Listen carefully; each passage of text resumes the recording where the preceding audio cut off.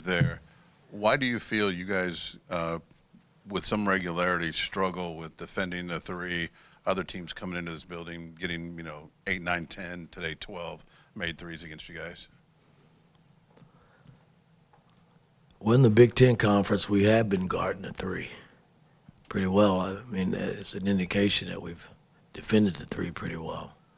I just thought tonight, second half, we were so flat coming out. I mean, something I hadn't seen. I mean, I look at their first possession to start the second half, and they got I think 3, 4 cracks at it, where we couldn't come up with loose balls, a rebound. I mean, it was like we were steps slow, and it's kind of disappointing because you play a good game against Iowa, and then you come back and basically lay an egg. I guess, Mike, talking about that second half, did you feel like it was maybe a response to their defensive pressure, that sort of 1-2-2 press that they were putting in, and maybe just speeding you guys up, getting you guys out of rhythm? Not really. I mean, I thought we handled the press early, built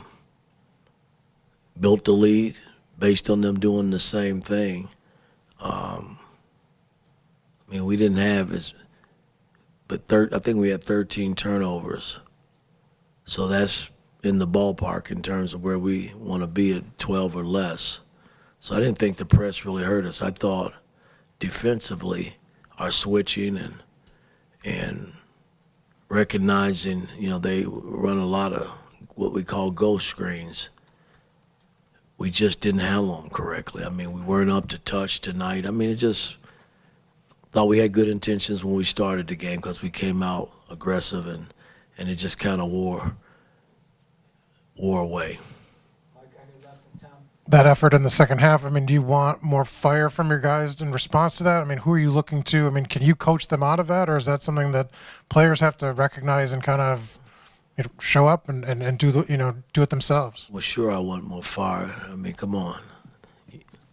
Yes, I want more fire out of my guys. They didn't fight tonight the second half, and that's kind of disappointing. And so we got to go back to the work and see if we can work our way back. Because, I mean, that's a game that I thought if we played well, we had a legitimate chance to win, and I thought we did play well early on, and then we just had too much slippage defensively the second half. Mike, how much of that flatness is just energy and effort and it not showing up? Well, again, I mean, I'm not going to throw my guys under the bus. They just didn't perform the second half. They didn't. They were flat as hell. Given what you're saying about the defense, how much thought did you give to going back to kind of a small defensive lineup that's given you success over the last 2 games? Well, again, we were small at times. When they took their big guy out, we went with one big, and we had small guys around them. That wasn't the difference. The difference was that we didn't switch correctly. We didn't do a lot of things defensively that got us the lead early. I mean, they didn't do anything differently.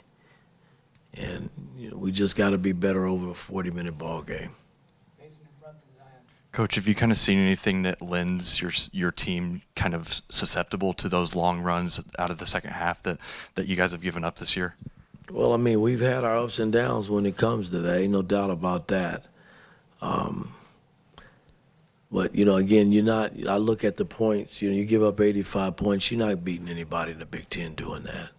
It's just that's not us. I mean, you got a chance when you're trying to hold teams to 65 and under in the Big Ten, and when we've done that, we've been pretty successful.